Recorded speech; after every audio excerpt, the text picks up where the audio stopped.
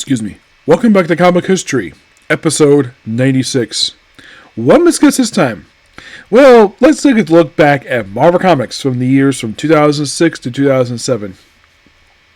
A very interesting time period for Marvel Comics. Of course, I was entirely reading comics. Of course, this is my first few years into reading comics per se.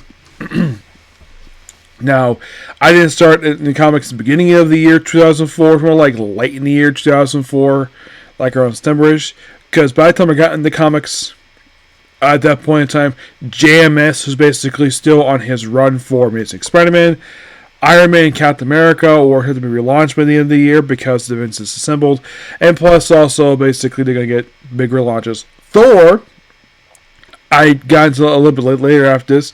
Thor got canceled and got relaunched just a few years later. Avengers was at to have its big epic relaunch by Michael Bendis. The X-Books were wrapping up basically a few different eras per se. Well, basically, in the case of the X-Books, Grant Morrison was basically ending his era on New X-Men before we launched simply as X-Men with Chuck Austin. Yes, Chuck Austin. Which then, of course, Chuck Austin took over X-Men for like a year. Then he got replaced by Pierre Mulligan. And after Pierre Mulligan left, he got replaced with... I'm trying to think who replaced Pierre Mulligan. I think it was Mike Carey for the next few years.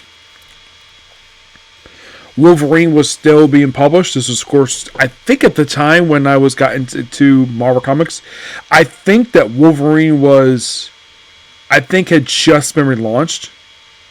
Yes, I think that, if I remember correctly, I think it had just been relaunched a year prior. And this was during the year, I think, when Mark Millar was doing his Enemy of State storyline. I believe that was where I believe the story came at that point. Yes, I believe it because it's been frequently referenced storyline. You think, okay, so yeah, 04 was a very interesting time period, and then came 05. 05 basically was the big year for Marvel Comics, basically, because we had stuff like House of M. We had the launch of New Avengers, which went on for 5 years. Let's see. Well, 05 was also the start of Ed Brubaker's 7-year run, actually more like an 8-year epic, for Captain America, which wouldn't conclude until 2012. Iron Man got relaunched Iron Man got relaunched just prior to that. It launched around the same period of time. First with Warren Ellis doing his Extrema storyline, and then afterwards you had John, I think it was, he left and got replaced with a few different writers. Yeah, I remember Volume 4 had like 4 or 5 different writers in just a few years for some weird reason. I never really understood it. There was no Thor title that year. None. And also around this period of time, Chris Claremont had taken over the reins of Kenny X-Men for about the next couple years, and he basically did excellent time on the book. I mean, the most biggest thing with this, one of the most noteworthy things about this run is he basically had Wolverine meet his daughter for the first time. Let's see. I'm trying to think what else was going on here. Yeah, Ed Brubaker, like I said, basically was doing his run. He basically brought in his run is like classic, basically. Well, almost forgot to mention here. Punisher was doing the Max stuff. Then he come back to like the following year. So there was no mainline Punisher book. I mean, but there was Punisher book published, yes, but it was a different universe. But he was in the main universe for a couple of years.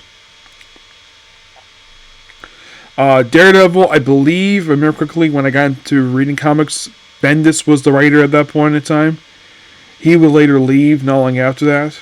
Like within the next couple of years, he would leave the title. Some of you might be asking, was there any female superhero titles? Because nowadays, basically, it's noteworthy that Marvel has female superhero titles. In the year 2005, were there any released that period of time? To my knowledge, I think the only thing that was released was the X-23 miniseries, I think in 2005. But ongoing, yes, there was one. Just one. And that was She-Hulk. And that was it. There were no other titles.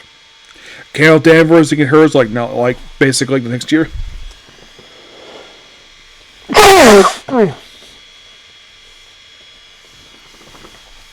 Yeah, Carol Danvers, who at the time was Miss Marvel at the time. Not like nowadays where she's Captain Marvel.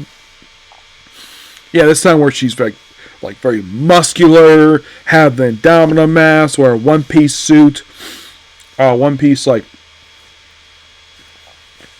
outfit, and the fact she's not afraid to show off her muscular arms or muscular thighs. I like nowadays, basically, where we had to wear the full head-to-toe bodysuit, though her new outfit she currently wears now, she's able to show off her arms now, first time in over a decade. Also, she has a little swoosh mark, which basically this is basically sort of an update on her 70s attire that her second costume she had. Also, people call this outfit her Warbird attire because, of course, basically she was Warbird when she was wearing this outfit, but she's always been known as Ms. Marvel from when I was reading it. Let's see. I'm trying to think in 05. Let's see. Anything else? Oh, yeah. We had the launch of New X-Men this period of time. Well, New X-Men Academy X, which was the next generation of X-Men, which a lot of them basically did jack frickin' squat after the book wrapped up. A lot of them did not do anything. But we did have one big crossover. Actually, two crossovers happened in 2005. Yeah, two. Well, yes, we did have the Ultimate Universe, but I'll talk about it in a minute. The two big crossovers happened in 2005 were House of M and Spider-Man the Other. Yep, Spider-Man the Other. For reasons, per se. Of course, this was the controversial storyline where JMS basically decided to, bring in the organic web shooters from the Sam Raimi movies.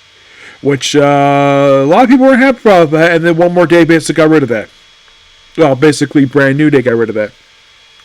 Or basically now he's back to the traditional web shooters. Yeah. Didn't know the reason for this. If you get a chance to read New Avengers' Spirit, it feels as though Bendis had a plan, but he kept getting interrupted with all these crossovers. Because that's what it seemed like. It felt like though, you read his run, it felt like though, like I said, it kept getting interrupted because of crossovers, because of course it did. But aside from House of M and The Other, was there any other particular... Well, there was also Dissemination, of course. And, of course, they brought back X-Factor this period of time. Yes, the X-Factor was brought back. As a matter of fact, since the comic book generally has kind of been an X-Factor comic for a lot of the period of time reading comics. Those who might be asking, was there an X-Force comic published in 2005? No. There was not. No X-Force comic. X-Force was not published until 2007. Yeah. Okay, somebody asking this. Was there a Cable title published this period of time? Nope. Okay. Deadpool. Well, actually, kind of, yes, there wasn't necessarily a Cable solo title published in 2005. There was Cable and Deadpool, which I think I launched in 2004, I think it was, yes. So you kind of say there kind of was a Cable and Deadpool title. Well, not solo books per se, but more like a team-up title with two of them. Okay. Then moving into 2006. Well, in 2006 we had two major events that particular year. We had Civil War 1, which was very divisive. If I remember correctly, when the event started, there was a poll online whose side you're on with the whole thing of Civil War 1. And the biggest problem with Civil War 1, and a lot of people pointed this out though, I remember one person did recently where the tie-ins tend to contradict the main miniseries. For reasons per se that this happened to be. Yes. But if you didn't like Civil War 1, over in the sci-fi stuff, we did have the cosmic epic that was Annihilation, which was awesome, which I have reviewed on my YouTube channel, which I have reviewed on my Comic Corner. Check it out. But of course, basically, just prior to Civil War 1, now, by the way, almost forgot to mention it, Fantastic Four.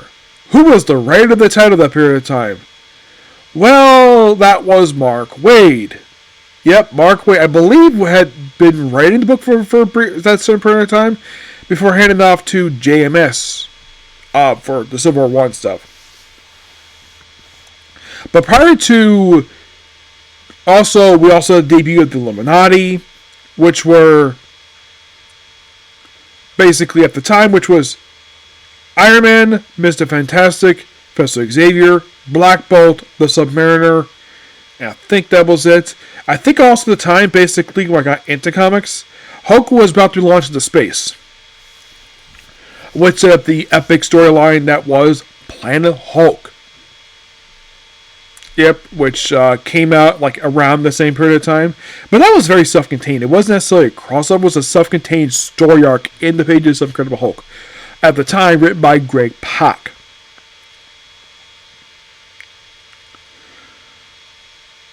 Also, prior to Civil War 1, we had Doctor Doom make his return, thanks to basically holding on to Thor's hammer, which that later led to Return of Thor title in 2007 by JMS. Let's see. Well,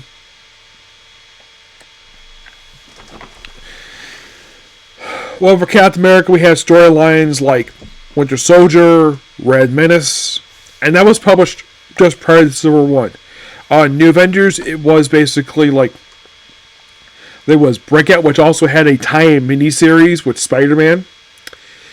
There was also Sentry, and there was also a storyline involving the Silver Samurai. And then we had,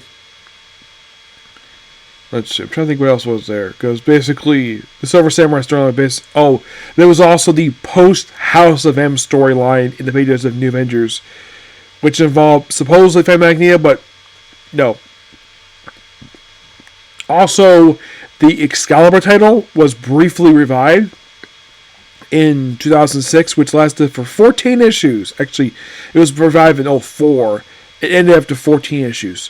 And for some weird reason, my local library only had the first trade and never had the rest of them. I had to review the rest of it later on.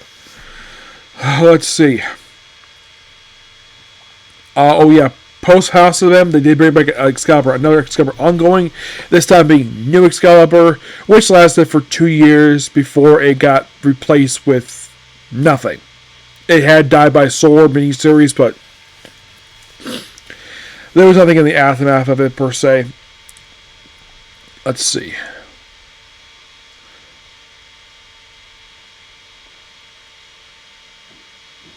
Spider-Man, of course, was still published now. Also, there was the Marvel Knights Spider-Man, which was done by Mark Millar. I think it was published prior to, I think it just started prior to me reading comics at that time.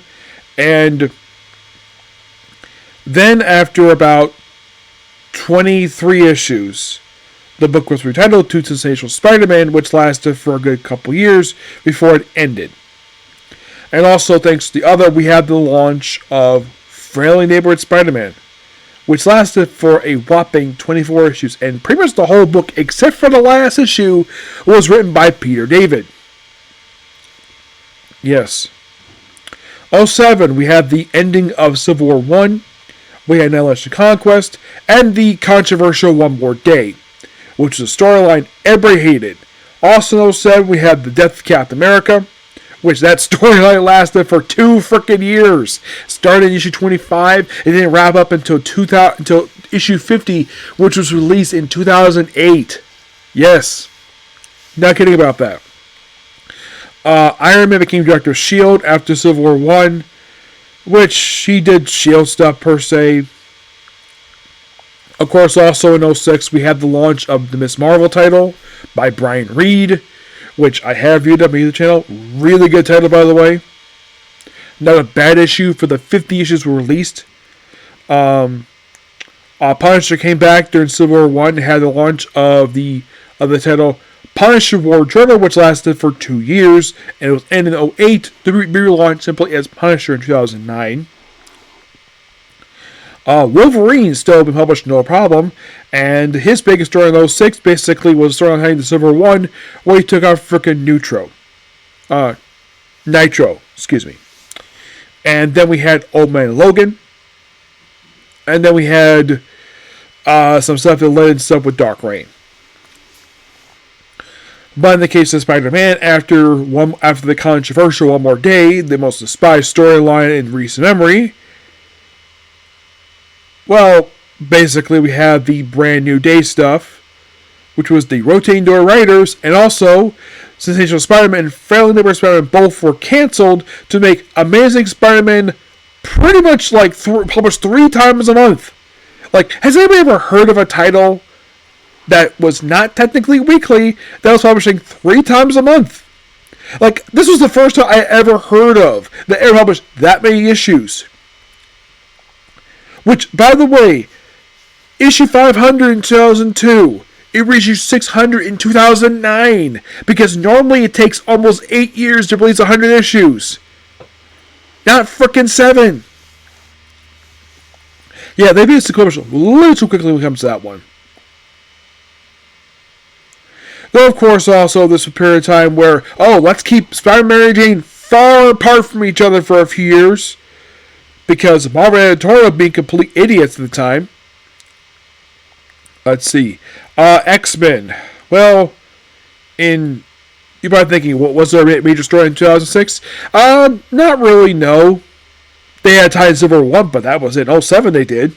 Yes, 07 they did.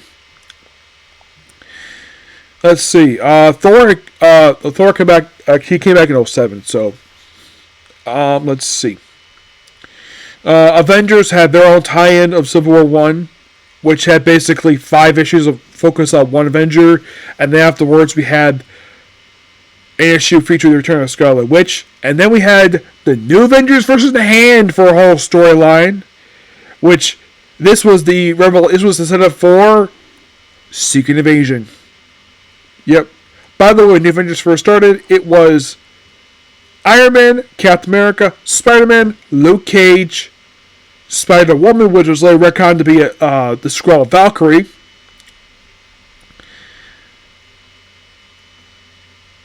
and Miss Marvel was not a regular member per se, but she was there. She was offered membership, but she was doing her own stuff on her own title, and plus she remembers the events of House of M, per se. Yes.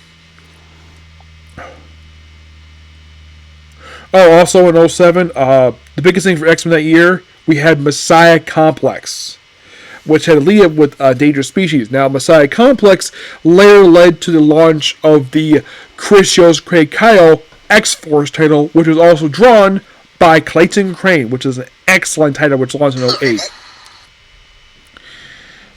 What else was there? Oh yeah, we had Annihilation Conquest that year. And I think... Oh yeah, also 07 also had World War Hulk. Yes. A really good... I really love that storyline. And here's the dumb thing, and Lynn Carr pointed this out though. There were very little consequences afterwards. It was just another day at the office. Like, what was the consequence of that crossover? Well, Hulk got relaunched simply Hulk, and Red Hulk came afterwards. As anything else tied into it, well, not a lot of stuff came out of it per se. Very little. Also, after Civil War 1, the Mr. Fantastic and Invisible Woman went on their second honeymoon, while Black Panther and Storm joined the title because they got married in 2006. Yep, they got married. Yeah, matter of fact, Black Panther's title came back in 05. I almost forgot to mention that. Yeah, he came back after... Yeah, the book had been launched in 05. It lasted for a shocking 3 years before it got relaunched again in 2009. which Rachel Holland basically was the writer of that book up until the last few issues, which was written by Jason Aaron. Yes. But this has just been basically 04 to 07 for Marvel Comics. But I'm at the end of here, so that's pretty much it. Particular. Please be sure to like, comment, subscribe, turn notifications. Next up, Chief was Wiseman. Okay, next video. Bye.